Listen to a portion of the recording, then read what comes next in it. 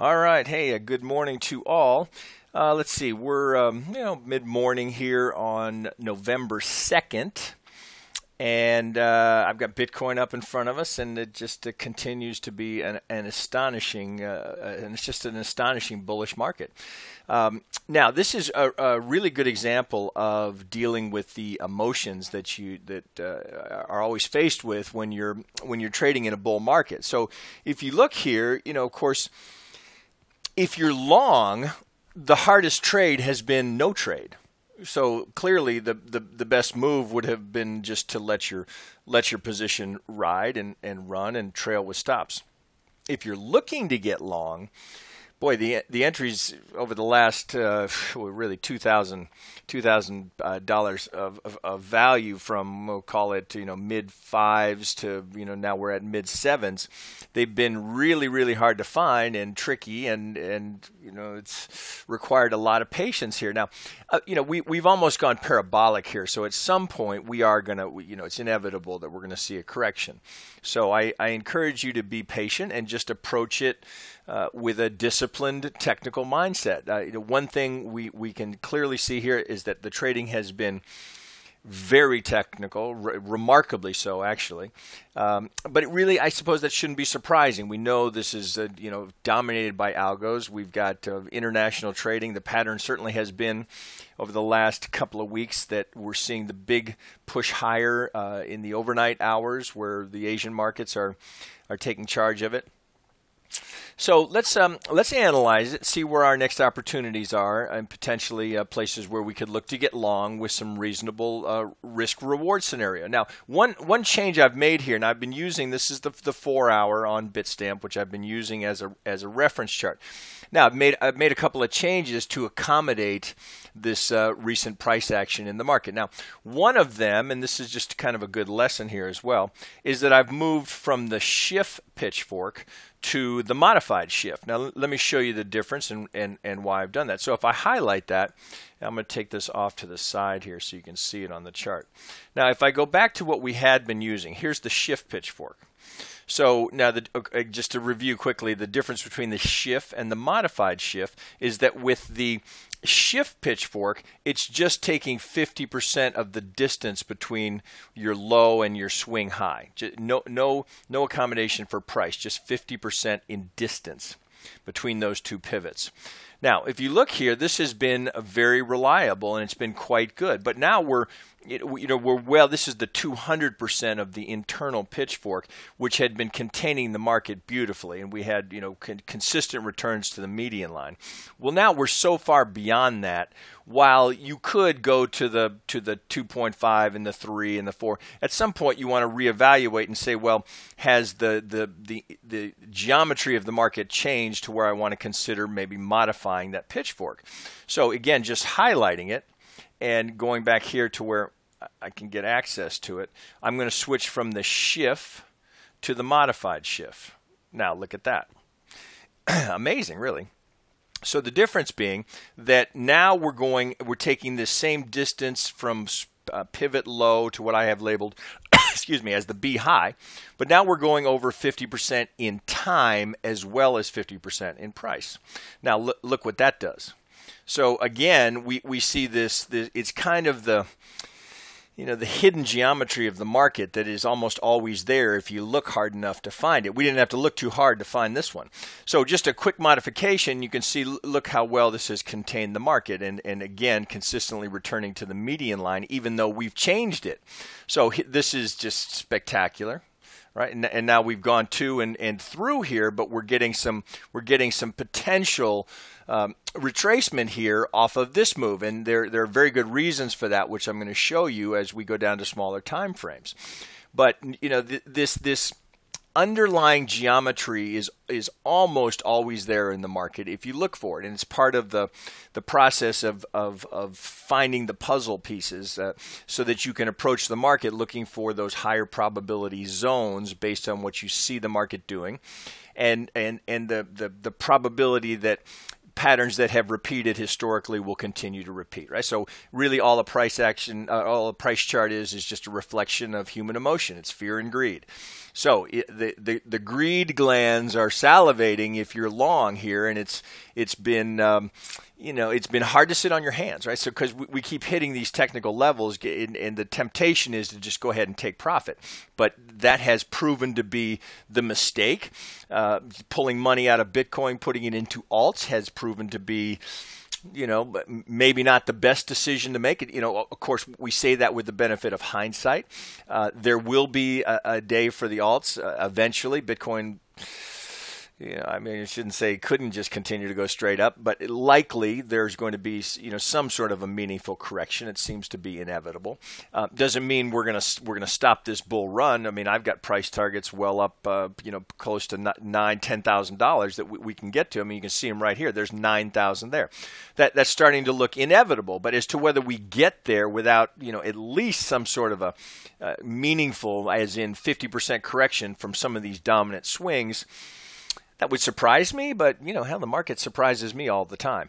So let's just approach it objectively and technically and see if we can get a handle on where we are. Now, the other thing that I've done here, I've changed the count. We keep this as our 3, 4. Now, we had considered the possibility that we had we had an A, B, C, D, and we had a triangle here. I think we can safely relabel now. We had considered this as somewhat suspect because of the, at least on the 4-hour time frame, what seems to be more likely a 3-wave structure. But if we go down to the smaller time frames, we can carve out a 5-wave there. It's not the prettiest 5-wave because of a very shallow 2, but it's definitely there, and we'll take a look at that in a second.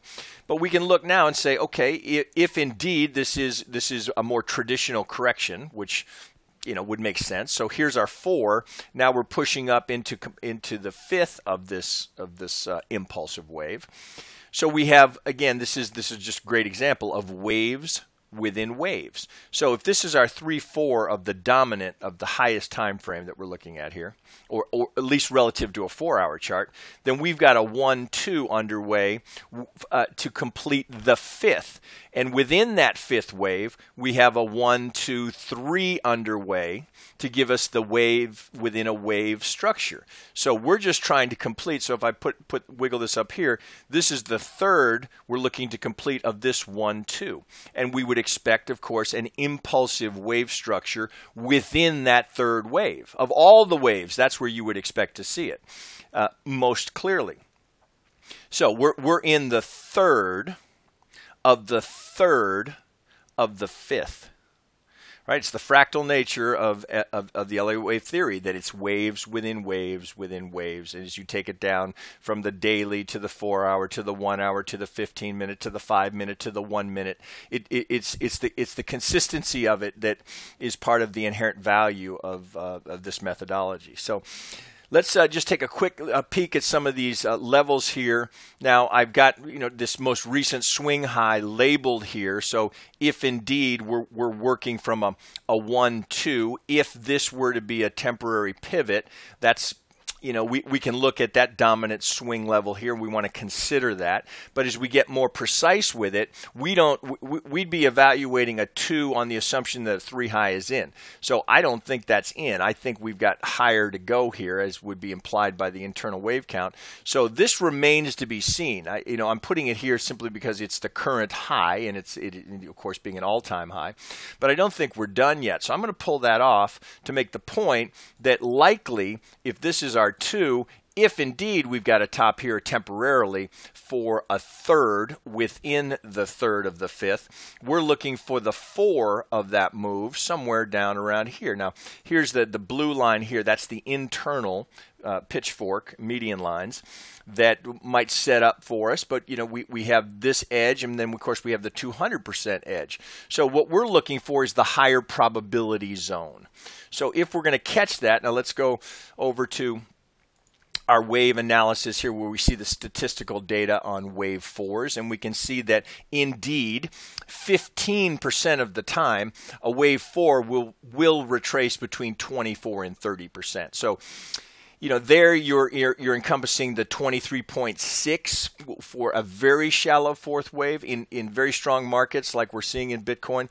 That can and does happen, and we've seen it repeatedly throughout this wave structure. Very shallow retracements coming either to the 23.6 to the 24-ish, not even barely making it to the 38.2, right? So here, if we look collectively here, we can see that as we look down here, 60% of wave fours are between 30 and 50. So you're encompassing 38.2 to the 50. So collectively, we've got 75% of wave fours are between 24 and 50. So going back to Bitcoin, knowing that, well, here's in this darker red, here's the 23.6, here's the 38.2, there's the internal edge of the pitchfork. So this is a reasonable place to be looking for a fourth. So if I were to draw a box around it, this would be a reasonable place to be looking for a fourth within this wave count here, within this degree of wave structure. So that's one to be looking for. Now we might approach that in a little more detail on the hourly or even down to the 15-minute. But always good to have a reference of the longer term, and here I'm using the 4-hour as our longer term, to get a sense of perspective as to where we are within the wave degrees. So it's not surprising that we're getting this consolidation, if you will, or a pause as we're moving around the median line. That's actually what you would expect. Now we can start doing some price target projection based on our new wave count. So keeping it very simple. So I'm going to do some alternate price projections. So the first one we'd look at here relative to this current wave structure, I'm pulling from my low here, my currently labeled 4 low, to my 2 low, from my 4 low to my 1 high to my 2 low, looking to project the third. So we know that the highest probability zone for a third wave is between the 1618 and the 175. Thus my little box here, which I'm going to tighten up a little bit. So this, which you can see, we've gone to it and actually wicked through it just a tad. So we know that's a high probability zone to be running into some resistance, right? So I'm not calling it top. I'm just saying that's identifying this as the high likelihood that we've got a third wave here. Just looking at it, right? So that it wasn't too hard, but nice to add that specificity in fib relationship to qualify this as a third wave. But that's not the only thing. So I'm going to take that off since we've got that box drawn there, and let's look at some other relationships. Well, we certainly want to look. So we've got the 1-2 of that. We want to look at the 1-2 of this. Yeah. If I can get it here. So we want to look at this. If this is our 1 and this is our 2. Well, you see there, that's the 2618, which would be the extreme of this degree. And you can see we've gone right to it. And look at the overlap here at the upper side of this box that we just drew. So we have this confluent zone right here. 2618 would be an extreme for a third wave. So again, not surprising that we're running into a little bit of an exhaustion there, and perhaps the start of some sort of a meaningful fourth wave. So high probability that we've hit a third wave and possibly a third wave high. But we still have other dominant pivots that we can project from. So if I take what I currently have labeled as this C wave to my 1 here, which I think is our good 1, I project it from my 4 here. Well, you can see we get the 2618 right up here. Again, an extreme for that relationship between a 1 wave to a 5th wave. So we're definitely getting to points where, and look how that 2618 intersects with the pitchfork, the outside edge of the pitchfork. So interesting point of note, and we have this little box here right with that. But then additionally, let me take that off since that's very close to our box. I would project this one. I want to look at these dominant swings. So I'd want to look from this 2 low projected to my 3, from my 4. Well, there I get the 100%, which would be a common relationship between my third wave projected from my 4th wave. So again, we get clustering here. So we've got this zone here where we have high probability targets here and a confluence of fib relationships, all suggesting that we're likely at an area where you'd expect to see if nothing else, some resistance and potentially an area where we set up for a fourth. Right, so a whole lot of clustering here. Now, we have upside targets, but what we're trying to do is look for some place to get long into a fourth wave. So having established all of this as likely areas of resistance, let's go down to the hourly, to the 1 hour, and see if we can glean any value from that. Now, I've gone back a little bit since we had to relabel here, and just wanted to show you a few things. That's why it's always, you always want to have pitchforks, median lines on your chart. Look at this beautiful ABC. When we had to relabel this as a C and find the 5-wave structure in that move that I had mentioned to you was not the prettiest 5-wave, but it was there. Look how beautiful that ABC was, right to the median line. Ticks it in the box between the 618 and 65. It can't get any more technically perfect than that. Just swing low to swing high, we come down, wick it right at the median line, and it rips. So up, down, you got 3 pivots, you put a pitchfork on it. It'll serve you well. So, and then looking here from that low to this swing high here, look, now we put the pitchfork on here, and it becomes a magnet. Now we've gotten to it, and we're wicking around it here as we get to some consolidation perhaps for this move. So here's that move. We can get a 5-wave out of that. So this becomes our 1. We get an A, B, C. We get good subdivision down here to finish the C wave, which is just what we want to see, especially on an hourly. We want to see that subdivision so we have confidence in that low because of that structure. And then we get a 1, 2, 3, 4 double top into a 1 high, but that gives us our 1-wave impulse. Okay, then we come down. Here's our shallow 2, but it wasn't that shallow on this scale.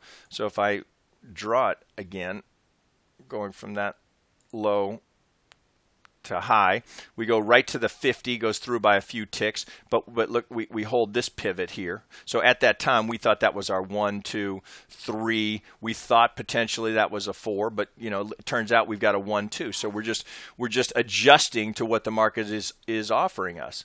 So this is a good 50. Now here's the 23.6. The negative 618, the 100, and then all the way up here is the negative 1618, which is an extreme. And on this scale, even here we've gone to and through that. So next is up here where we have the negative 2618. So we get a cluster up here, which I would draw over here, be on the expectation that we're not going to go straight there. We could. I mean, the way Bitcoin is trading, this would not be. Well, let me click it. This could certainly happen in that time frame to challenge this outside edge of that pitchfork if it's just going to continue to rocket higher, and we've got the negative 618 up here as well. So. Right now, look, if you're not in and you're looking to get long, well, you got to be patient here because the volatility is so extreme. I mean, these are $2,000 swings and $500 retracements. So, I know the chart is getting a bit messy here. So I'm going to take some of this off since we've got these boxes drawn and we know those are substantial areas. So let's strip it bare and see what we've got. So having done that, we got a 1, 2, 3. What are we looking for? We're looking for subdivision to give us a 3-wave into a fourth where we can look to get long to try and catch the 5th of the 3rd of the 5th. I know that's why the benefit here is getting this up on your own chart and trying to follow along with this so you can get a sense of where you are. Without that context, you lose perspective on where you potentially could be going and where those targets are on the larger time frame. So when you're down to a 15-minute, you got to remember to pull back and get some perspective on it. And I would tell you at a minimum, get back to the 4-hour. It may make sense as well to get out to a daily.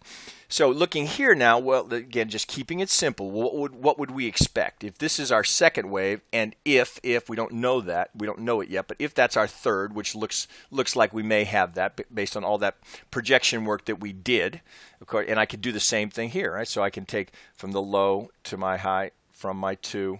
Okay, there's the 2618, which is an extreme for the third wave. So reasonable probability that we've got the third in as we intersect the median line. So I like this as our third. So let me Now let me pull that off just to declutter the chart. So what are we looking for? The most common zone would be so if we think back here, between the 24% and 50%, that's 75% of the wave fours. So, it could be as shallow as the 23.6. Here's the 38. Here's the 50. What we'd like to see, what we'd prefer, is good subdivision down here. Now, we're going to have to go down to the 15-minute to see that subdivision.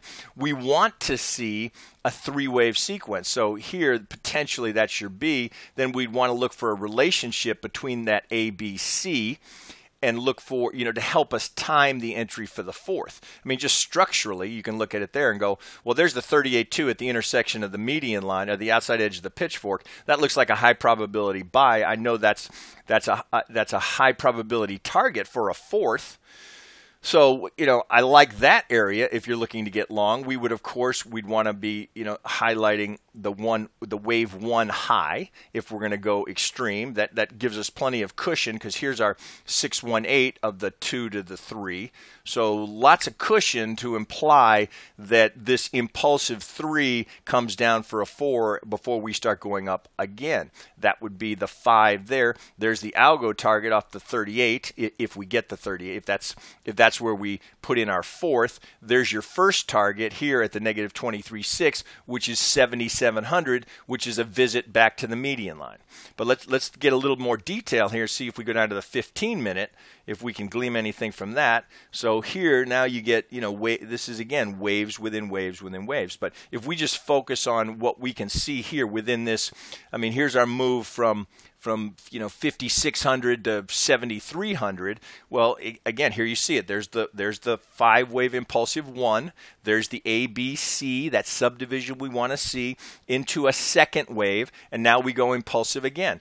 And 1, shallow 2, 3, shallow 4. Look, see, the fours have been very, very shallow on this time frame, so it's been hard to try and find an entry. Well, if we're going to get an ABC,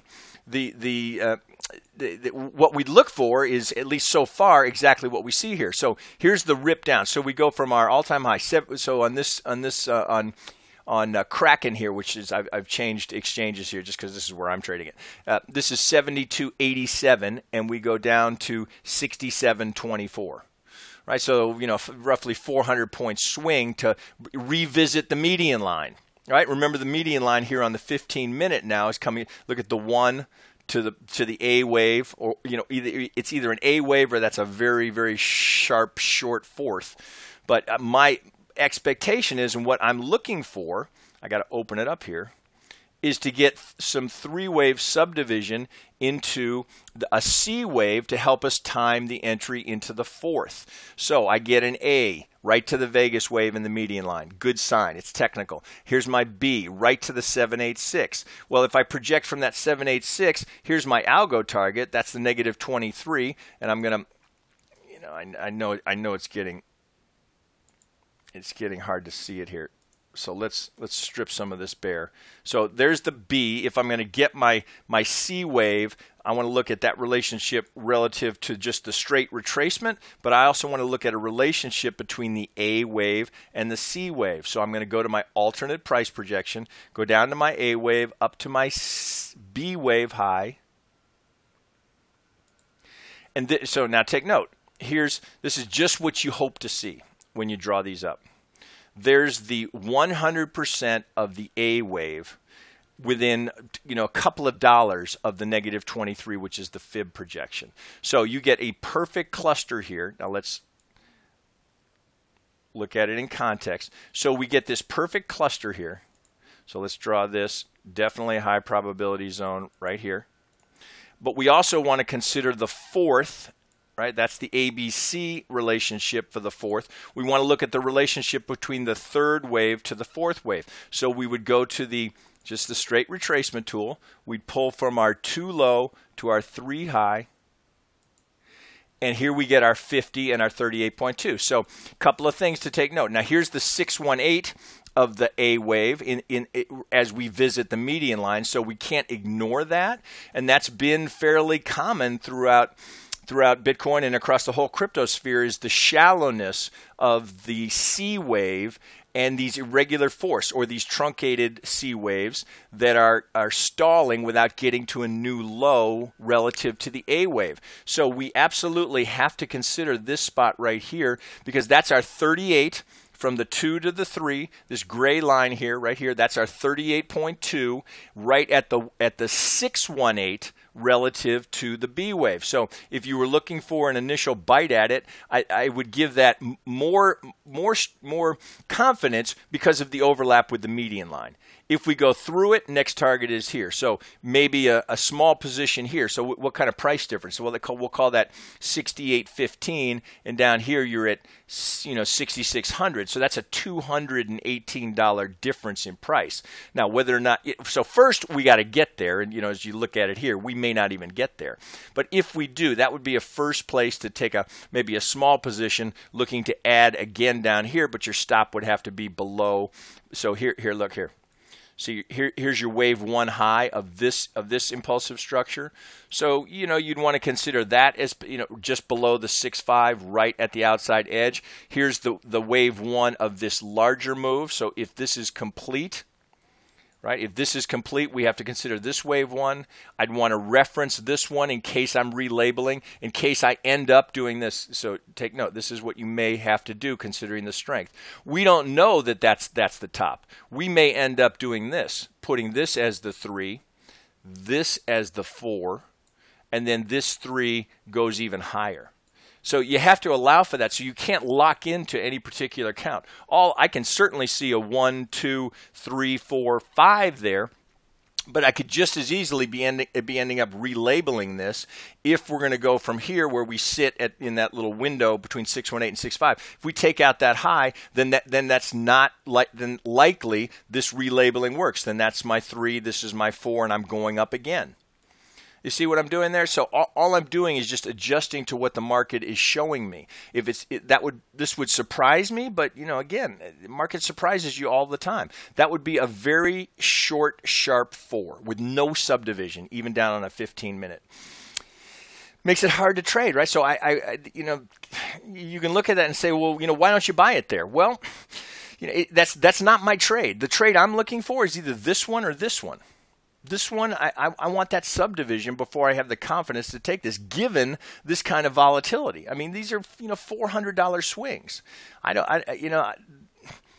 Does that trade make money? Yeah, it does make money, and you could have already be in and moved your stop to break even, and now you just sit back. But for entry here in this kind of volatility, you'll hear me say it repeatedly. You wait for your trade, and if it doesn't come to you, you keep waiting rather than chase. It's been very hard to do, right? And I've said this repeatedly over the course of the week, and every time we get anything that even the slightest sell-off, it's just ripped to new highs. So my view is the risk is too high, even though that kind of aggressive trading, I'll use that language, that aggressive trading is being rewarded. When you're looking to try and get in, if you're not in Bitcoin, considering how parabolic this thing has gone, being overly aggressive here, it's just not my style, right? So that's trader's choice. This is what I wait for. I want a confluence. I want to see a return to the median line. I know it's inevitable. As to when it comes, remains to be seen. I like it here. I love it here. Love it down here. If we came back to this 65, 80-ish zone, yeah, my orders will be there. Now, I don't just blindly buy it there. I want to see the market stabilize. That's where you might get some help from your oscillators. I'd like to see some stabilization here. I'd like to see something like this where the RSI gets below 30 and then starts to turn back up. That can help with your timing. Gives you a little more confidence in that entry. This stuff is never easy, right? Especially in a raging bull like this. Right? So be careful out there. Always have a stop in, and don't get locked into any one view of the market. This thing is changing on the fly daily. All right, God, I've gone 30 minutes on Bitcoin. All right, that's enough. I'll wrap it there.